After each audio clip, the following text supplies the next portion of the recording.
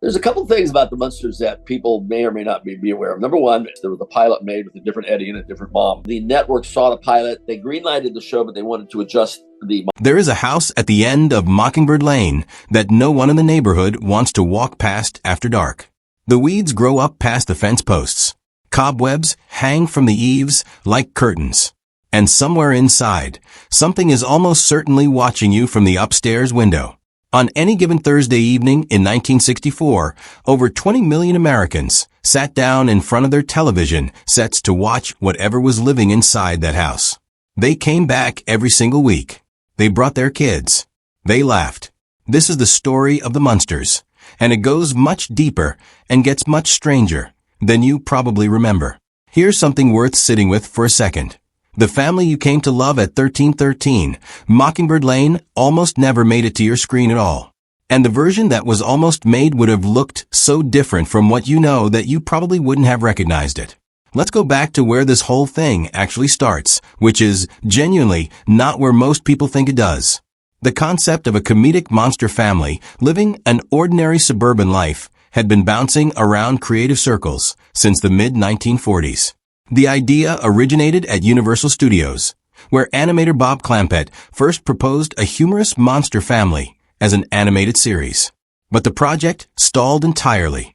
It just sat there, going nowhere for the better part of 2 decades, until the early 1960s, when the cultural moment finally caught up to the idea. Interest was seriously revived in 1963, when writers Alan Burns and Chris Hayward submitted a similar concept while working on the adventures of Rocky and Bullwinkle and Friends. Think about that lineage for a moment. The same creative energy that gave us a moose and a flying squirrel navigating absurd Cold War satire was now being pointed directly at Frankenstein's monster, trying to figure out why his neighbors kept fainting on the front porch. That's a specific kind of comedic mind at work. One that understood that the joke was never really in the monster. It was in the monster's completely baffling obliviousness to being a monster. Even after Burns and Hayward got the ball rolling, there was genuine debate inside the studio about the format. Animation had been the original idea, but Universal ultimately decided on live action. That decision, which probably felt fairly routine at the time, turned out to be everything. Because you can draw a funny Frankenstein, sure. But you cannot manufacture the specific alchemy of a real human being sitting in a makeup chair for 2 hours every single morning, then walking onto a set and making it feel warm and genuine. That requires people. Very specific, very particular people. The producers tapped to actually make the show were Joe Connolly and Bob Mosher, already known for creating Leave It to Beaver. And that creative parentage matters more than it might seem. Leave It to Beaver was the gold standard of wholesome American family television. Ward and June Cleaver, apple pie, and well-ironed school clothes. By handing the monster family concept to the men who built that template, Universal was essentially guaranteeing a specific tonal approach. This would not be a horror show wearing a comedy hat. This would be a family show full stop that just happened to feature a Frankenstein's monster and a vampire as the parents. So the writing was happening, the producing was happening, and by early 1964, it was time to actually put something on film. And this is where the story gets genuinely fascinating. Because what ended up on screen in September 1964 was not, by any measure, the first version of what these characters were supposed to be. Not even close. A color pilot titled My Fair Munster was filmed in early 1964 for CBS by MCA Television. Color. That detail is going to come back around later in a way that feels almost cruel. But for now, just hold on to it.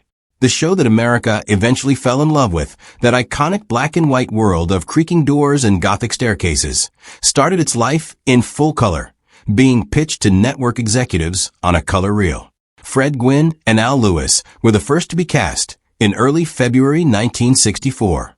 They had recently completed the series Car 54, Where Are You?, and had strong chemistry together. The casting of those two, specifically, makes a kind of logical sense in retrospect. Gwynne was physically extraordinary, a Harvard-educated actor who possessed a lanky and towering physique, which, coupled with his distinctive high forehead and long-jawed face, made him a natural to portray the Frankensteinian Herman Munster. And Lewis was something else entirely, a performer with an almost theatrical energy, the kind of actor who could make a glass of warm milk feel like a mischievous proposition just by the way he picked it up. But the rest of the cast in that first pilot? Almost entirely different people. The initial presentation pilot featured Joan Marshall as Herman's wife, then named Phoebe, not Lily, Beverly Owen as Marilyn, and Nate Happy Derman as Eddie. Phoebe, not Lily. The wife who would become one of television's most iconic maternal figures had a completely different name, a completely different look, and was played by a completely different actress in that first version. The look of Phoebe Munster was a specific problem. According to reviewers at the time, Phoebe had a vampire-inspired look, and Vampira was itself inspired by the cartoons of Charles Addams, which were simultaneously being developed into the Addams Family, a show that was set to premiere the same year as the Munsters. The network looked at Joan Marshall's portrayal of Phoebe and saw Morticia Addams staring back at them. Two shows, both in development, both featuring monster families. And now the wives looked like they could be the same person. That was a problem serious enough to prompt a complete overhaul. Network executives quickly became concerned that Phoebe was nearly identical to Carolyn Jones's Morticia Addams on the soon-to-premiere The Addams Family, prompting a full retooling of the character. Marshall was out. The search for a replacement led to one of those real-life backstories you almost couldn't make up. Because the actress who ultimately took the role didn't take it for reasons of ambition or career strategy. Yvonne DiCarlo accepted the role because her husband, stuntman Bob Morgan, had been seriously injured during the filming of How the West Was Won, and the union refused to pay his medical bills, leaving the family with dwindling savings. She needed the work. She took the role that would define the rest of her public life, essentially out of financial necessity. And she was extraordinary in it. The kid playing Eddie was also a problem. Derman's portrayal had been criticized by executives as too aggressive and overtly monstrous. There's an irony in that note that takes a moment to land. On a show about a family of monsters, the child monster was considered too monstrous. The network wanted Eddie to feel like a kid, not like a threat. Derman was replaced by Butch Patrick, who brought exactly the right energy. A boy who happened to have a widow's peak and werewolf tendencies, but who fundamentally felt like someone's actual kid. The second pilot was the first piece of Munster-related media to feature the entire original cast of the eventual series, including Beverly Owen, and was also the first to be filmed in black and white.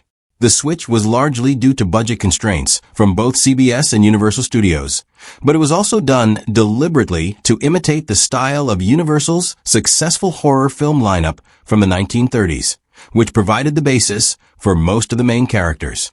That shift from color to black and white was not purely aesthetic. It was economic, it was strategic, and it ended up being, completely accidentally, one of the best creative decisions the show ever made. The black and white palette gave the whole thing a texture, a slightly eerie quality that you simply cannot replicate in color. The gothic atmosphere of 1313, Mockingbird Lane exists in a way that feels genuinely old, genuinely strange, and genuinely its own thing. And a lot of that comes directly from that grainy, shadowed world the format created. 4 pilots in total were produced before CBS was satisfied. 4 separate attempts to get this right. 4 separate versions of essentially the same family before anyone was willing to greenlight the actual show. And even after all that work, the network chief still wasn't sold. In August 1964, CBS chairman William S. Paley screened the pilot, contacted head of programming Michael Dan, and demanded that the show be cut. Dan argued that it was too late to find a replacement, so Paley instructed him to fix it. The exact edit that Paley had seen was broadcast a few weeks later, to tremendous success. Soon after, an oblivious Paley remarked to Dan, "It's a good thing you fixed it, because that other one was awful." He was watching the same show. He just didn't know it. The man who had ordered the show removed from the schedule turned around a few weeks later and complimented the editing of a version he had declared unwatchable. You really could not script that. Before we talk about what happened when the cameras actually started rolling every week, it's worth stopping to understand what it actually took to build this world. Because the physical reality of making the Munsters was, by any reasonable standard, completely insane. Start with the house itself. The exterior facade was located on Universal's backlit and had originally been constructed for the 1946 film So Goes My Love. The structure had previously appeared in numerous films and television series, including, fittingly, Leave It to Beaver. It was redressed to appear neglected and foreboding, with the addition of a stone wall and Gothic detailing. And the address nearly ended up being completely different too. At one point the address was supposed to be 43 Mockingbird Lane, Camelot, New Jersey, but was changed to 1313 Mockingbird Lane in the city of Mockingbird Heights when shooting began. One of the most recognizable addresses in American television history exists only because someone, at some point before filming started, decided the original address wasn't spooky enough. Inside the house, the voice of the Munsters' cuckoo clock raven was provided primarily by Mel Blanc. And if he was unavailable, veteran actor Robert Francis Hastings stepped in. The roar of the Munsters' pet Spot, who lived under the stairs, was a reused sound effect from the deadly mantis, and Spot's head was recycled from the land unknown.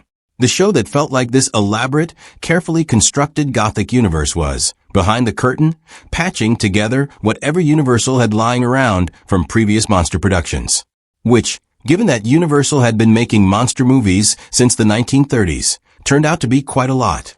Then there was the Munster Coach. Tom Daniel, the man behind the creation of the Munster Coach, was paid just $200 by the show's producers to design the family car. The production team then called American custom car builder George Barris, who created the car at his workshop, Barris Customs, in just 21 days. The finished vehicle, built on a lengthened 1926 Ford Model T chassis with a custom hearse body, was 18 feet long and cost almost $20,000 to build. And here's the detail that makes this genuinely strange. The same George Barris, who built the Munster Coach, also built the 1966 Batmobile for Batman, the very show that would eventually destroy the Munsters' ratings. The same pair of hands built both vehicles. The Monster family's car and the superhero's car came out of the same California workshop. Grandpa's dragster, the Dragula, had its own story. The producers wanted a special vehicle just for Grandpa, a hot rod made from a real coffin. There was just one problem.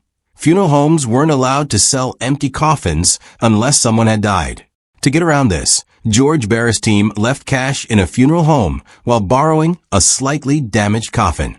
The result was one of the most visually distinctive vehicles in television history, complete with a bubble canopy and organ pipes for exhaust.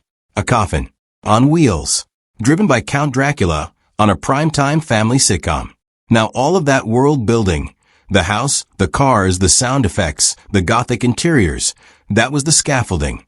The real production cost, the one nobody fully prepared for, was what it took to actually put the cast into character every single day. Each day, Fred Gwynne underwent a process that took up to 3 hours to complete. The transformation involved wearing 40 to 50 pounds of padding, elaborate makeup, and 5-inch asphalt spreader boots. His face was painted a bright violet, specifically to optimize the lighting for black and white filming. When you watch Herman Munster on screen and his skin reads as that particular gray-green tone that feels so right for a Frankenstein's monster, what you're actually seeing is a man with bright purple face paint under studio lights, precisely calculated to land the correct shade on black and white film. The craft that went into that is genuinely remarkable. The actors often arrived at 5:30 in the morning to start the makeup process. Before the sun was up, Fred Gwynne was already in the chair. Al Lewis was there too, though his situation had its own particular absurdities. Lewis's long prosthetic nose was eliminated after a few episodes because he kept getting it wet in his cups of coffee. That small, entirely undignified detail, Count Dracula repeatedly dunking his nose into his morning coffee, is somehow the perfect image for what this show, actually, was beneath all the monster mythology. A bunch of hard-working actors doing a completely ridiculous job with total professionalism. Between shots, a stagehand would shoot air with an air compressor up Gwynne's sleeves to relieve the heat building up inside his costume. It was essential to keep him cool, not just for his comfort, but to prevent his makeup from melting under the studio lights. And yet, despite all of it, Gwynne apparently retained genuine affection for the character. He once said of Herman Munster, "I love old Herman Munster. Much as I try not to, I can't stop liking that fellow." That line tells you everything about why the show worked. Here's the core joke of the Munsters, the one that never stops being funny. Everyone else on the block sees things exactly backwards. The Munsters look terrifying. Their house looks terrifying. Herman's idea of a good-natured wave goodbye is enough to make the mailman sprint 3 blocks. And yet, crucially, not a single member of the Munster family can understand why anyone reacts to them strangely. They consider themselves completely ordinary. This is where the show's actual intelligence lives. The joke never stops working precisely because the Munsters are, by every measure that actually counts, the most decent family in the neighborhood. The horror movie exterior didn't hide their warmth and sincerity. It made it more visible by contrast. Writers Ed Haas and Norm Liebman weren't just writing monster gags. They were writing about a family that wanted more than anything to belong somewhere, and whose tragedy was that belonging always just narrowly escaped them. That's a genuinely human story, wearing a very elaborate costume. The Munsters was also smarter than the average sitcom in ways that weren't always immediately obvious. The show metaphorically tackled social issues in not-so-subtle ways, particularly when it came to racial prejudices and segregation that were still very much part of society in 1964. The Civil Rights Act had just been signed into law that summer. And here was a primetime network sitcom about a family that looks different, that the neighbors are afraid of, that just wants to exist peacefully in a community that cannot see past their appearance. The show never announced this subtext. It didn't need to. The theme music itself became a cultural artifact. The instrumental theme, titled The Munsters Theme, was composed by Jack Marshall and was nominated for a Grammy Award in 1965. A television sitcom theme nominated for a Grammy. That gives you a sense of the cultural reach this show had at its absolute peak. The first season was a genuine commercial triumph. During 1964 to 1965, the Munsters finished at number 18 in the Nielsen household ratings, tying with Gilligan's Island and consistently outperforming its similarly themed rival, The Addams Family. For a show that its own network chairman had tried to cancel weeks before it aired, that's not just a good result. That's a remarkable story of survival. The Golden Globes took notice. In 1965, The Munsters was nominated for the